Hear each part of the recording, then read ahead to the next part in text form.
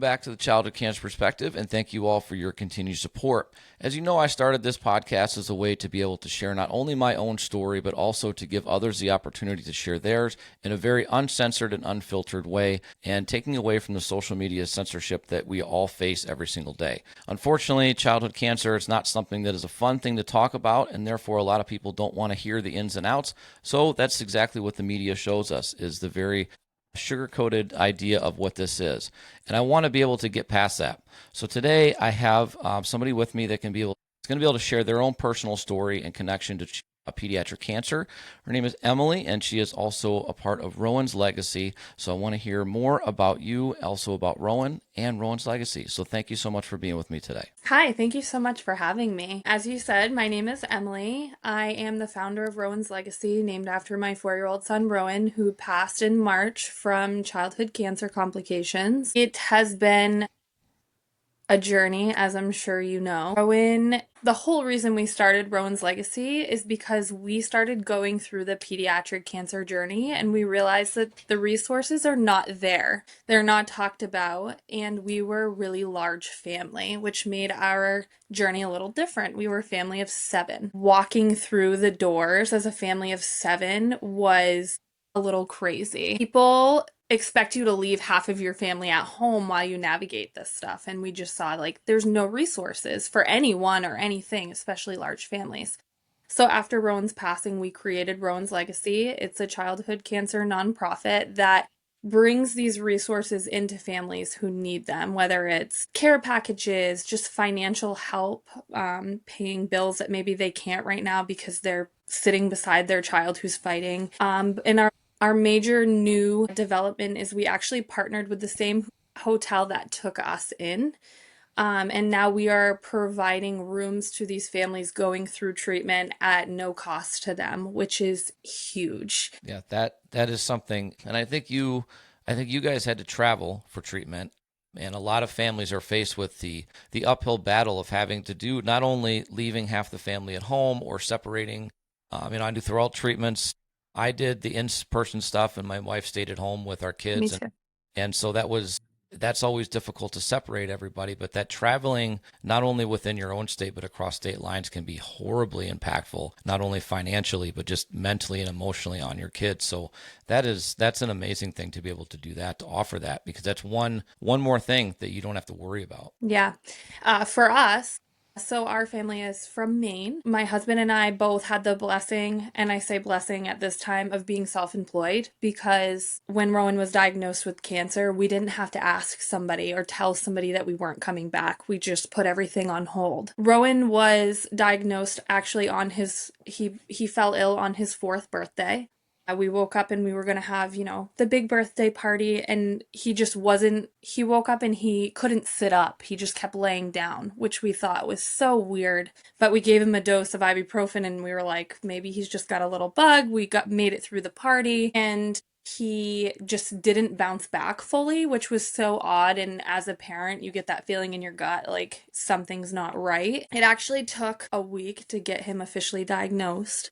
We took him to our local hospital in Augusta, Maine. They were amazing. But before that, we took him to the pediatric hospital in Maine, which was in Portland. And they actually pushed us right out the door. They're like, it's a bug. Our pediatrician said it's pediatric migraines.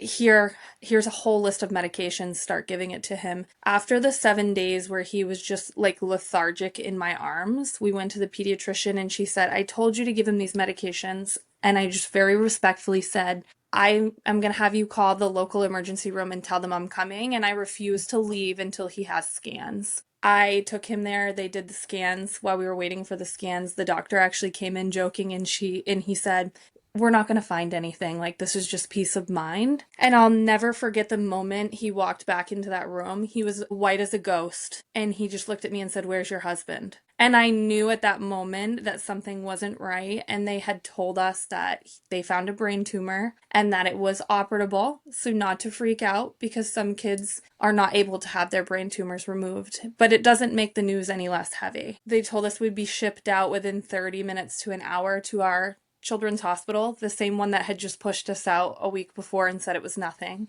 We arrived there to find that the neurosurgeon was on vacation for a week and a half, and there was not another neurosurgeon available. We would be shipped out in 30 minutes to Boston. So our choice to receive care out of state was, we didn't have a choice. They shipped us there. The team at Boston Children's Hospital was there when we got there. They removed his tumor, but our treatment then began there because that was now his team. Meaning we just kind of went to Boston and we never came home. We ended up selling our house here in Maine just to stay afloat. We spent 12 weeks in the very same hotel that we're now offering this program at. We became family there. So some people are not able to choose where they're going to get treatment just based on the events and the timelines on how things fall. And so that was a big thing for us moving forward, is areas like Maine don't offer things like proton radiation, which was what we had to do for Rowan. So we had no choice but to relocate, and there really wasn't anything that could fit us all. So it was definitely a journey beyond our reach at that point on what we were going to do. We just had to figure it out in the moment. Right. I think you're right on point with we're kind of faced with, number one, in this community, not given a choice is kind of like, it's almost hanging over our head in everything we do. When people say, I can't believe you're so strong, I can't believe you get up every day, I can't believe you do all this, we were never given a choice, right? No. And then when it comes to treatment like this, and you're kind of put in a position where you don't have that option, and you have to kind of reach out to find out what you're going to do in the moment. I remember, in the same situation, being shipped to other hospitals or being put in other positions, and being that misdiagnosis is huge in this community. It's huge. And I don't necessarily know if it's doctors not wanting to look deeper or not having the tools to look deeper. I don't know where it all lies. I think it's different in every situation. 100%. I know that our pediatrician, as soon as the diagnosis came, she called us and apologized like profusely. And said, I said, I can't believe I didn't see this. And like, nobody's looking for it though, right? If I ask you, and maybe you'll say this was one of the symptoms, but one of the symptoms that is huge among brain tumors is constipation. It's huge. And that's what they recommend, right? Okay, we're going to give you X-Lax, and everything's going to work. These kids shouldn't be able to walk with the amount of laxatives they have in them. And it makes... That is so true, right? And relatable. Yeah, and it makes no difference, and like nothing's helping, and then they don't, and then unfortunately we've all become Google doctors, and we look things up, and then in the end, when the diagnosis comes down, and you can compare all the symptoms that you had, and you're thinking, had we known this, 6 weeks ago, whatever the case may be, how much of a difference would it have made an impact on their treatment? Yeah, we dealt with the same thing with our pediatrician. And so with Rowan, he was a very healthy child, normal, active little boy, and this made his diagnosis very hard. Some things I started noticing right before the diagnosis is just looking at him. One time he had a bruise on his spine. And immediately, as a mom and Google, I'm like, he has leukemia. He's got to. And my husband's like, calm down, woman. Like, he doesn't have leukemia. He's fine. And then we noticed some gray hairs. And I'm like, he's 4 years old almost. Why does he have gray hairs? And again, everybody's like, oh, it could be vitamin deficiencies.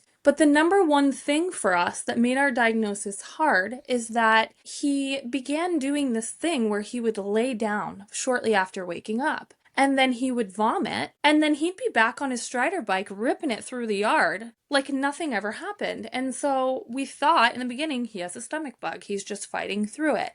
But these periods of him laying down became longer, and almost like he wasn't there. Like I could talk to him and I'd be like, hey buddy, you doing okay? And he just wasn't there. And so they kept saying, migraines, give him a Dr. Pepper. I'm like, he's 3 years old. Give him a bottle of Dr. Pepper? That doesn't seem right. And so when we got to the pediatrician's office, they said, it's pediatric migraines. I'm going to give you they gave me a piece of paper and they said, this is a diary. I want you to write down every time he vomits or has a headache. And I'm like, lady, I could fill this in a day. Like, this doesn't make sense to me. When we got to Boston and we met our neurosurgeon, he told us that Rowan's tumor was like a meatball in a sink drain. And what was happening is it was clogging the pathway for his CSF fluid. So he was building fluid on the brain. When he would vomit or lay down, it would actually unclog the kitchen sink. So it began flowing again and he felt normal. He could run, he could play, he could ride his bike, but very quickly it would build back up. He told me if I took the time to fill out that diary and waited another week, that Rowan wouldn't have been there.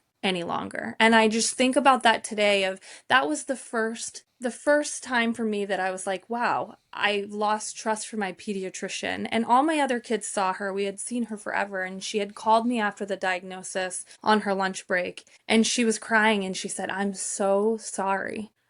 We don't like to do radiation. And I kept saying, well, MRI doesn't have the radiation. Like, how can we change this? When a parent comes in here and tells you something's wrong, they know their child better than anyone else. And I know that they have medical degrees, but we know that a child laying down or vomiting suddenly over and over again is not normal. So how can we run this testing? How can we meet in the middle a little bit to make us feel heard and seen? Because what if another child waited and did that pediatric migraine diary? Then what? No, I mean, it's been said before. The mama gut is something that you absolutely do not push to the side. That you as a Yeah. parent know your kids better than anybody else. I've had, obviously we're in the same situation here with, pediatric cancer and losing our kids and doctor mistrust and all of that. Yeah. And I had somebody ask me not too long ago, do you think you're smarter than a doctor? And I said, yes, not because I have a medical degree, but because I've lived it. And because Yeah. I don't get to shut it off at the end of the day, right? Yeah. We don't Yeah. get to go on vacation and all of a sudden, much like when you're in the hospital for some reason, disease and cancer and treatments end on the weekends, which I still don't understand either. Yeah. It's But crazy. but it's like, yeah, this is, when you listen to your kids or listen to the parents, because they understand, they see them every day, they know the baselines. You have to give us more of an opportunity to advocate for our kids by listening to what we're saying. And that it's so apparent every single day when I listen to more and more stories. It's the same thing. The diagnosis comes weeks and weeks and weeks and weeks after begging and pleading. Yeah. I want to get this scan, or I don't want to get this scan, or they don't want to give radiation. I'm going to be honest. There's something that I wish that we could do through insurance companies. I wish that Hmm. insurance companies would cover the cost of either an MRI or a CT during every child's annual exam. Optional. Yeah. If the parent wants to do it, if they have concerns, it's there for you. It's covered. You don't have to, but I wish Yeah. that they would, because it wasn't until an emergency CT for us that we found the brain tumor in our daughter, and then that Yeah. rushed us into the hospital for surgery. It was like, but you guys couldn't figure it out until you did the one thing you don't want to do. But like a Yeah. CT is like 30 seconds for Yeah. you, and you can see as deep as you need to go. And then after that, you're so worried about MRIs, but yet then our kids are in MRIs for hours at a time, Yeah. right? And they have to be Yeah. put to sleep. And it's so, why not just give us a little bit here and allow us to tell you maybe what we need to do? And maybe that peace of mind is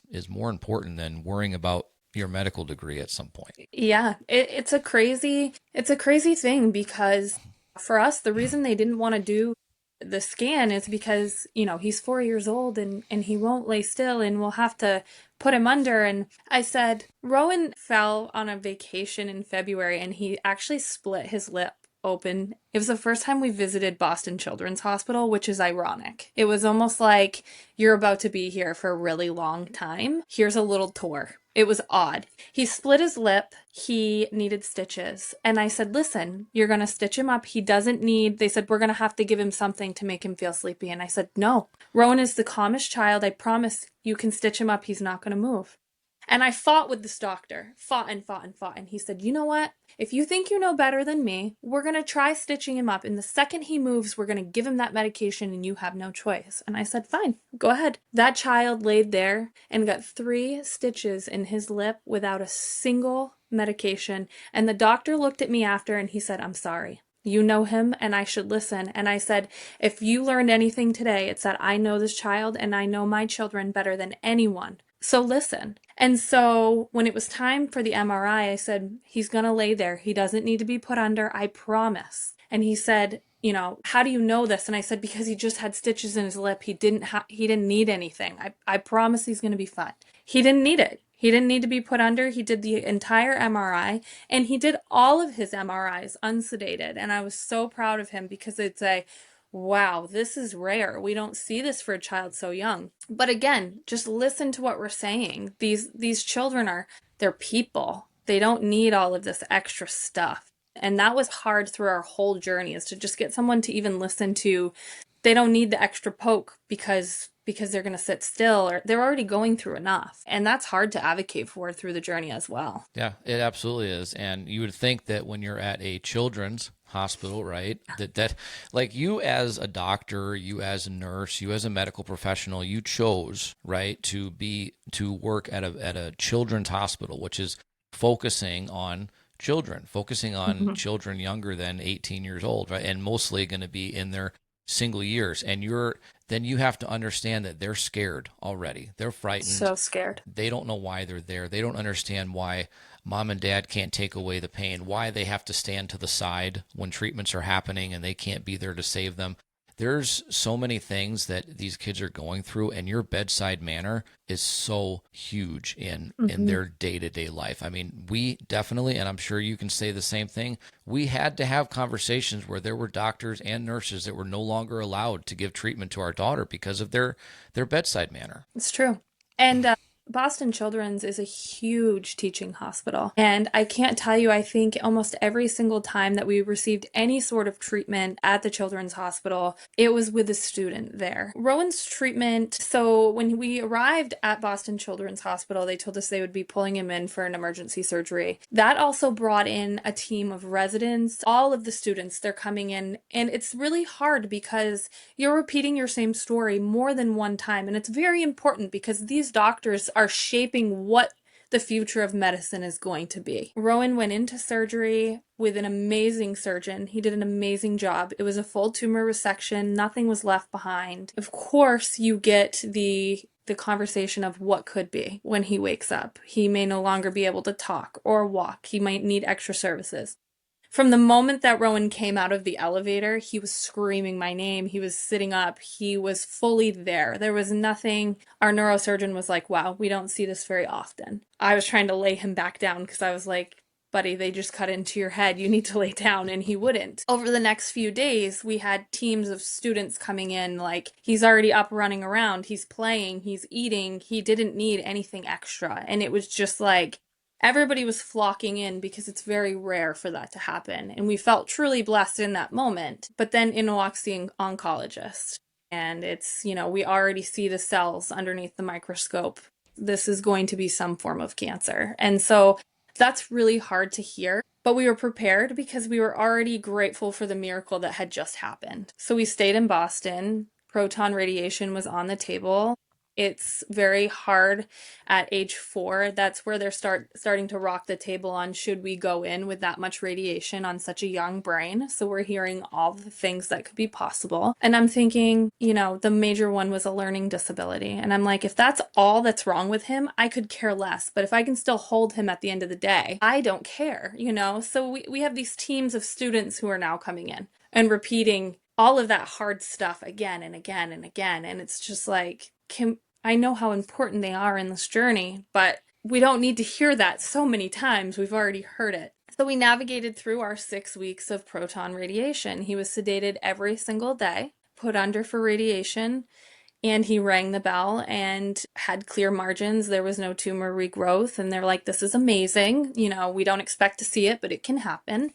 And then we got our 4 weeks off, which felt absolutely crazy to have 4 weeks of nothing, of just life together after so much time in a hospital.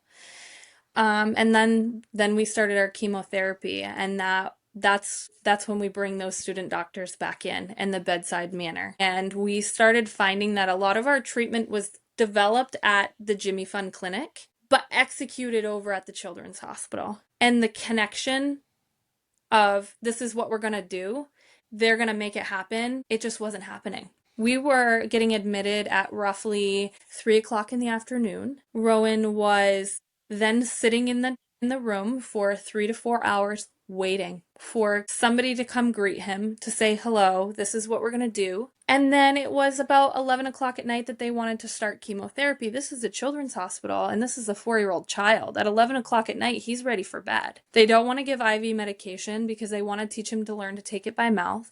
And he's exhausted. So they were waking him up at around 10:30 to pre-med him before chemotherapy. And this kid was crying until he would vomit everything up. And as a mom, I'm so angry. I'm like, why? This is a children's hospital. Why aren't we starting this in the morning? Why Why are we not having this ready? And that's when we had to start saying this nurse or this doctor can't be in the room, because the bedside manner at 11 o'clock when this child is just screaming that he wants to sleep and they're telling him you don't have a choice or mommy's going to leave the room. That's crazy to me. Like, what are we doing here? We have to do better. Yeah. It was eye-opening. Yeah, it's I know that we had a couple of them like that, and we had one doctor that gave me attitude for an hours because during one part of her treatment she ended up in, basically had a seizure and was in a coma and for like 10 days, and they said, well, we'll wait until the morning and we'll do an MRI. I said, no, you're going to do it right now. Yep. You're going to figure out what the hell's going on because nobody can tell me.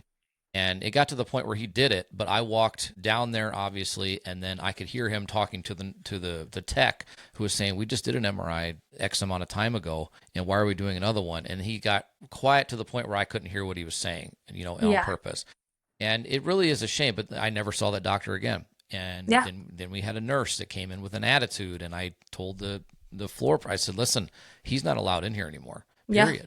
Like, I mean, she's already freaked out. We're away from home, all this stuff. It's just, you have to understand, again, it's that we are doing the best we can as parents, but we are already well limited within that, the chemotherapy and radiation stuff. We can only do so much. You are the medical professionals. We were also at a teaching hospital, so there was a lot of students, which were great, by the way. I mean, honestly, they want to learn and they want to figure out what's going on, but you have to understand that's a different dynamic than a adult hospital where, adults are going to give you attitude. You probably give it back to them a little bit, and that's okay.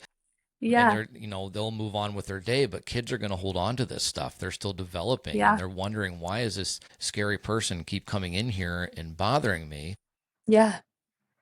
Well, they can't all be like the doctor that would treat our daughter that she had a crush on, and she would tell me when he left the room. But, they can't all be like that. Yeah. But so I'm going to ask you about this, about ringing the bell or NED status or anything like that we hear in this community and the significance of it. Because I think people hear and, ringing the bell, or they rang the bell, or they, for us, it was during COVID time. So we had to bring a bell home and ring it. Oh my gosh. Which was weird. But I think people see that or hear it and think, okay, they're good. They're done. Yeah. They rang the bell, their end of treatment. They had their celebration. We had it too. But look where we're sitting now. So what is the significance to you of ringing the bell, and to get people to really understand what it means? So for us, it's different now than it was when we rung the bell. And so we rung that bell, and our mindsets were, we just accomplished something huge. We were told that if we did this radiation on top of the chemotherapy, that we had a very curable disease. And those were the exact words from the oncologist. Mind you, our statistics behind what we had, Rowan had no amplifications. He had none of the scary stuff that comes with a brain tumor. He had a full resection. So what we were doing was all preventative care. So we were told, there's no tumor, this radiation, we're going to hit right in that tumor bed.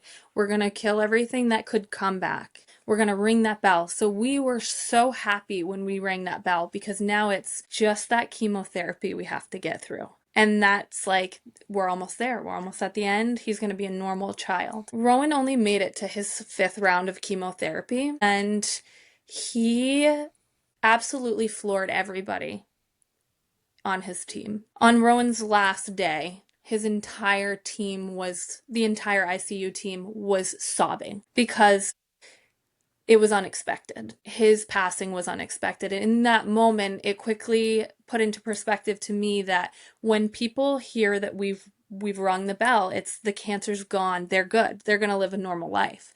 But we were sitting there watching the faces of every medical professional that we trusted just sob. And we're like, I don't think they truly know what it means, because there's not enough. His case was so complex at the end that they kept saying, we don't know. That's what we heard so many times, is we would ask those questions. So what if we choose this regimen? What does that mean? We don't know. Well, what is the outcome? What have you seen? We don't know. Okay, he's 1%. He's 1%. He's 1%. We've never seen this. My oncologist said, Emily, We have not seen this happen to a child in over 14 years of me being here. We don't know. And that is just, as a parent, you're sitting there in this team that you've built, this trust. They've taken such good care, and you're like, okay, they've told me all of these things. They've come up with all of these regimens. Everything's gone smooth. Rowan was, if he didn't have a little bald head, you would have never known he was going through cancer treatment. He took nausea medication, that's it. He didn't require any of the other scary things, which I'm so grateful for. And I see all of these other parents going through this journey, and it's so heavy. It's so much. And I'm like, I'm grateful I didn't have to do that. But then I look at the end of our journey and I'm like, maybe something was missing the entire time, because that wasn't supposed to happen. It was overlooked. They weren't educated enough. So I think that when people hear you ring the bell, they think it's all set. They're going to be healthy. They're going to be happy. But even the medical professionals don't know what that means. And that's scary. Yeah. Yeah.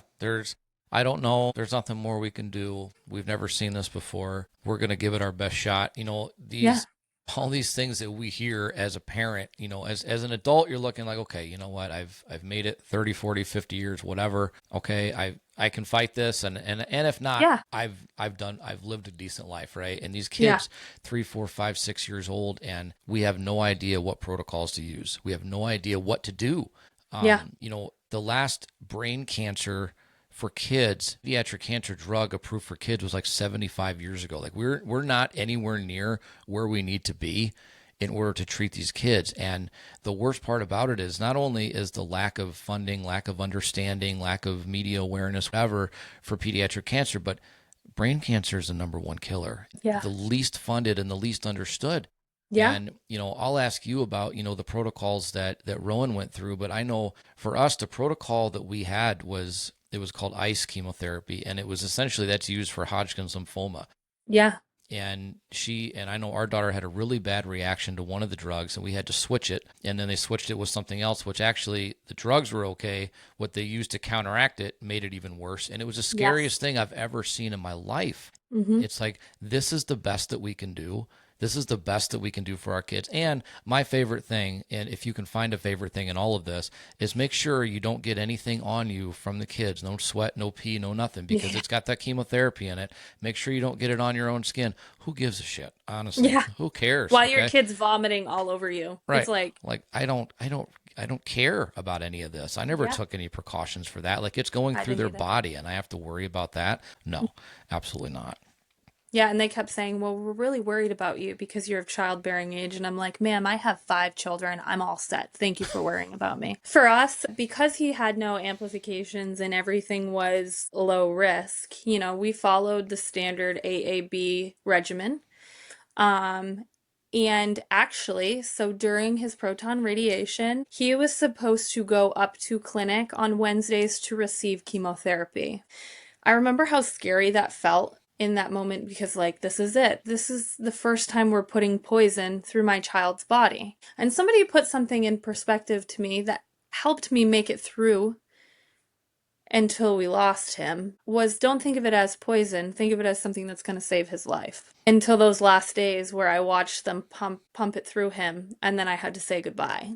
So, it's truly the perspective, I guess, changed on that. But I thought, here we go. This is the first time they're going to pump poison through his body. And we went up to clinic, and I remember holding his hand, and he was so scared because we had just gotten used to proton radiation, and he was so opening up and happy, and it was okay to go there. He was excited to see the nurses, but now this was new. So he was scared. What are we going to do? What's going to happen? And we got him up there.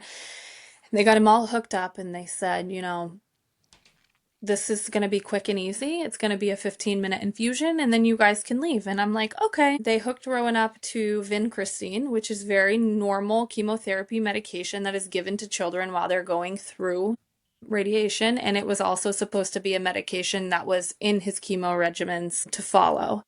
They hooked him up. It began pumping through his body. So the first amount that goes in is just a little bit of saline. As soon as that chemotherapy touched into his veins, I remember hearing him clear his throat. He made a sound, and then he fell over onto me. And the nurse was back to me. And I remember looking down at him, and I looked down at him. His eyes were huge, and his face was beet red, and he wasn't breathing. And I remember screaming to the nurse, like, I don't think this is supposed to happen. She got the team in there. They shut it off. The doctor came in and he was having an anaphylactic reaction to the chemotherapy. And I just remember pure panic. He began, breathing. He was okay. And they looked me dead in the eyes and said, we're going to give him some Benadryl and then we're going to turn this back on. And I just felt so crushed. My kid is just looking at me. He's very quiet. He's not a screamer. And I could just see the fear. And I said, okay, I trust you. And so they ran him through Benadryl and they turned the chemotherapy back on. And again, within 2 seconds, he couldn't breathe. And I said, shut it off. We're all done. Shut it off. And they said, okay, we'll see you next Wednesday. We're going to pre-med again and we're going to do it again. And I just remember feeling like, how is this okay? We're just going to keep trying this. And so I told the team, we met with the team, and I said, I'm going to allow you to do this one more time. And if he has the same reaction, we can't do this. And so we did it one more time, and he had the same reaction, medicated. And the oncologist at the radiation center said, we're all done. We can't do it. And I remember thinking, what does that mean for us? So I called our oncologist at Dana-Farber over at the Jimmy Fund Clinic, and I said, he is having an anaphylactic reaction to the chemotherapy that's about to be in our regimen. What does this mean? And she said, well, have you tried it medicated? And I said, well, yes, I wouldn't be calling you if we haven't done all of the things. And she said, okay, I'm going to reach out to our allergy team and we'll call you back. And I remember her calling me back shortly before treatment, and the allergist was on the line, and she asked me all these questions. And at the end of the phone call, she said, I'm sorry, but we cannot give him that medication. It will do more harm than good, and we don't want to mess with the airways. And so the oncologist said, it's just something you're going to have to live with being missing from that regimen. So if the cancer comes back and you have made this decision to not have it, just know that there's nothing we could have changed. And then, we look back at end of life and they said, yeah, that didn't make a difference. That didn't make a difference, that he was missing that drug. And it's like, well, then why did you say it in the beginning? But you're right, these medications that we're giving these children are from forever ago. They haven't been changed. There's not enough information on how to handle any sort of anaphylactic reaction, on what to do if a medication is eliminated. We're taking an ingredient out of this potion that's supposed to save their life, and we're supposed to be okay with that. And it's not just my kid. Through this journey, I've seen so many children need to be pre-medicated. It's wild.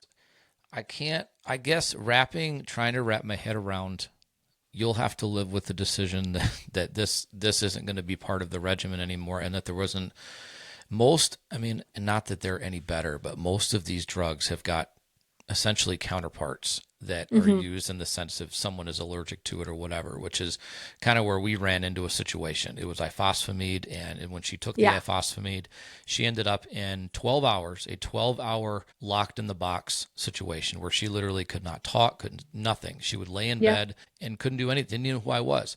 12 hours later, she'd wake up. She had no idea what the hell just happened. And they said, okay, we're going to try adding methylene blue, and that'll counteract what's happening. Well, no, that made it 1,000 times worse, because then she had the worst tremors. And I mean tremors to the point where she would sit up in bed, completely out of it. I literally laid on the floor, draped across her bed, and slept that way because I was afraid she was going to sit up and roll out of bed. Yeah. And that was the best we could do and it was the scariest thing ever. And finally they switched it. It was better.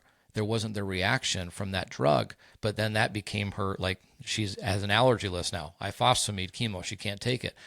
And but I can't, like, you're making the decision. You're not making the decision. You're literally saying, this is what's happening. You've got to find a better way, and don't make it seem as though it's my decision to change this. You're the medical professional. You're the doctor. You're the team. You figure out something that's going to work better or has a better chance. And again, we go all the way back to the beginning is, how do they have the tools in the toolbox to be able to do that? Or is this just becoming an I'm sorry, but it's just becoming about the doctor's numbers. Yeah. Okay. Because they want to be celebrated, right? Yes. When things go well. If things don't go well, well, it was somebody else's fault, or it was the parents' fault, or it was the team at this hospital, or whatever. It was their fault. I could have saved them. I could have done this. This isn't supposed to be a measuring contest. This is supposed to be your job of essentially understanding that as parents, we can't shut this off and go home. We're living it. We're telling you that something's wrong. Find a way to fix it. Yeah. And, at the end of At the end of Rowan's life, we had a doctor come in, and there are 2 floors in Boston Children's Hospital that handle pediatric cancer. And so there's floor 6, which is your general cancer, your leukemias, etc. Floor 8 was neuro-oncology.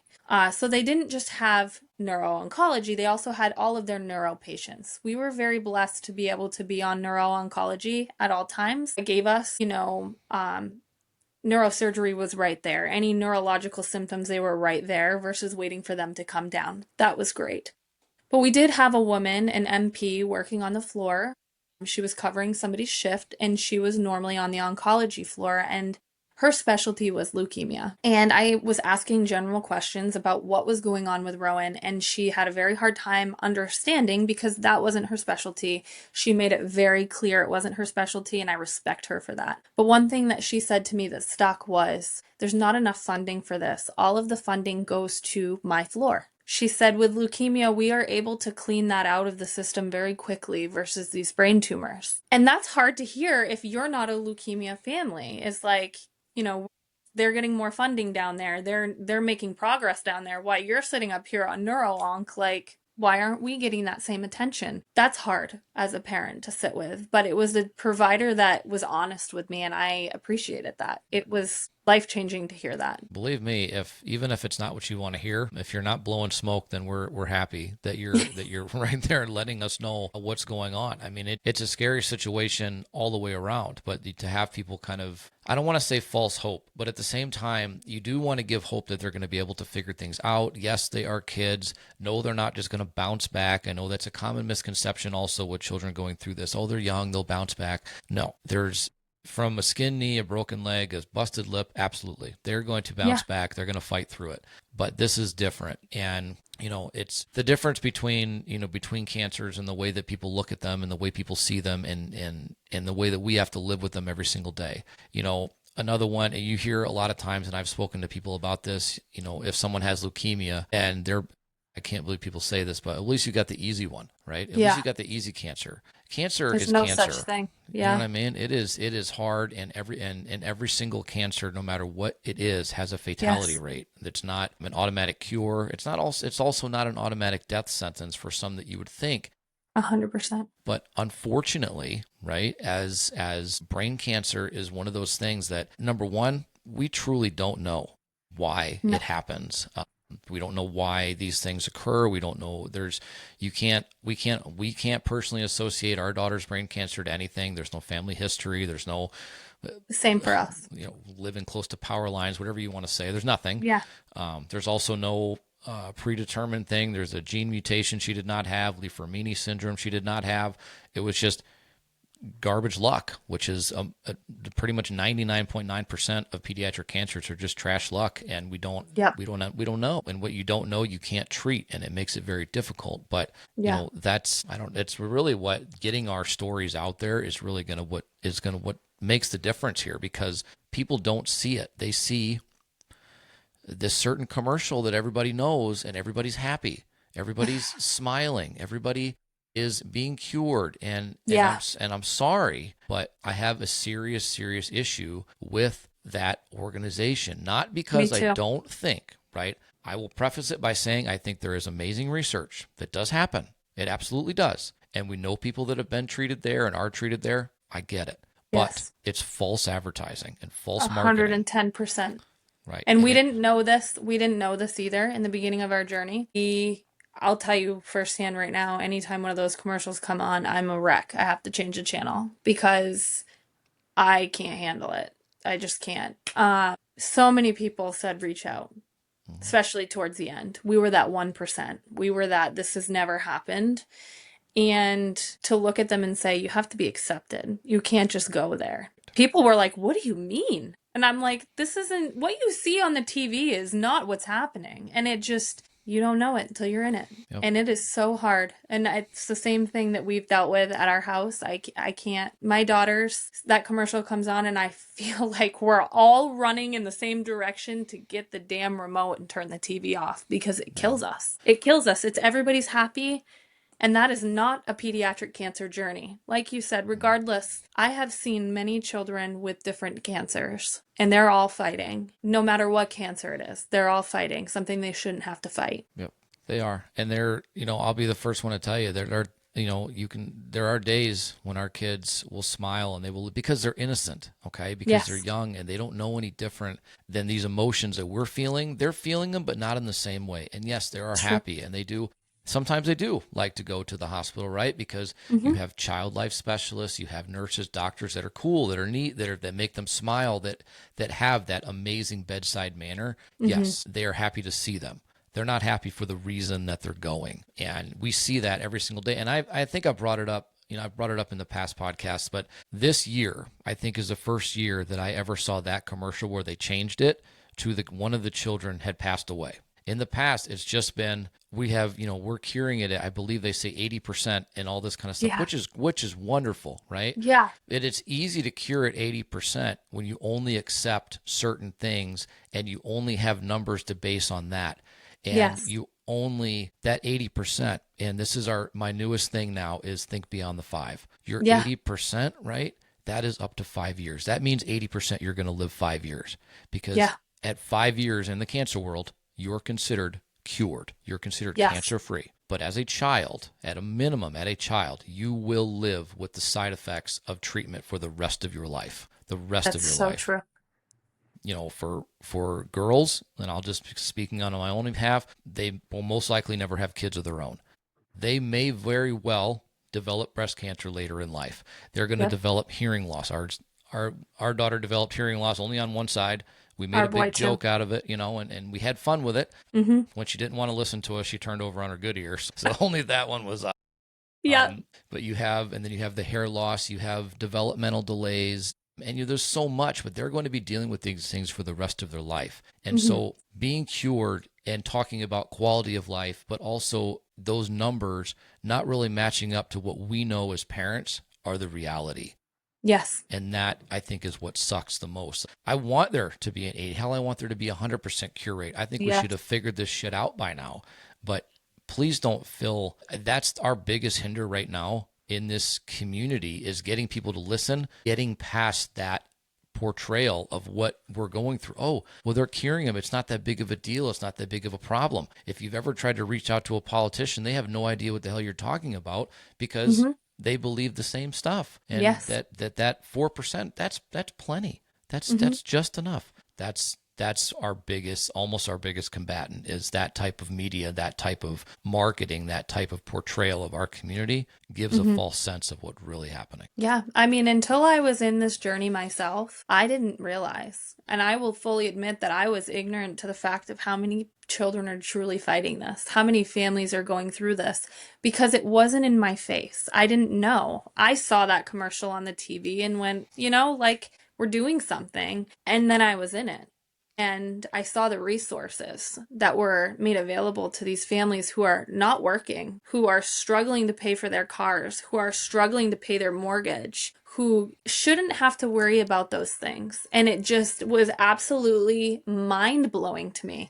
But the hardest part was making our community see that. And still to this day, running this nonprofit, it's $100 is not much money to support these families, and we're doing this directly to them, making them see that it's not just two families that are fighting cancer. It's so many, and you don't realize it. I mean, Rowan's Legacy is sending out care packages, sometimes over 15 a week, to different children fighting different cancers, trying to financially support them, coordinating getting them in a hotel. We went from 0 to 100 very quickly because the need is there. And we're sending care packages to Texas, to Mississippi, to California.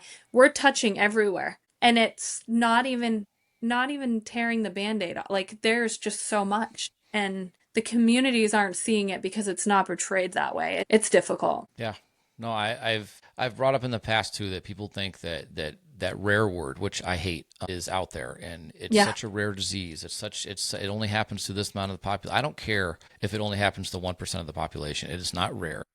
No. Walk out of your house. Walk out of your house, and I want you to go both ways in 10 different houses. You will find a family that is either facing it has faced it or knows somebody that is facing pediatric Mm-hmm. cancer. I promise you. 100%. We realized the same thing when we started our nonprofit in 2020 when our daughter was diagnosed, and after she passed, we decided to continue going. And we send them out, we send packages out across the country too, and it's never ending. And to the point Mm-hmm. where we just recently had to put things on hold because the funding wasn't there for us to send them out. Yes. But the need is there. But Yes. we are, as nonprofits, right? We are the antithesis of what a nonprofit. We want to go out of business. We don't want to be needed anymore. Right. I didn't think, and maybe you, and I'm assuming, well, no, maybe not anything. I'm assuming you didn't either think this is what your day-to-day life was going to be, what your calling was going to be, for us to sit here and do things in the legacy and the honor of our kids, and not with our kids. I never thought it, which is, people ask me every day, it is that piece, like, how do you get up every day? How do you do this? How do you shine your light in a different way? And it's really, I don't have a choice. I will say for us, we were given that false hope that right now, honestly, in September, he was supposed to be done treatment. We were given the false hope that in the September, we would be ringing the bell for the second time and we would be going back to our normal lives.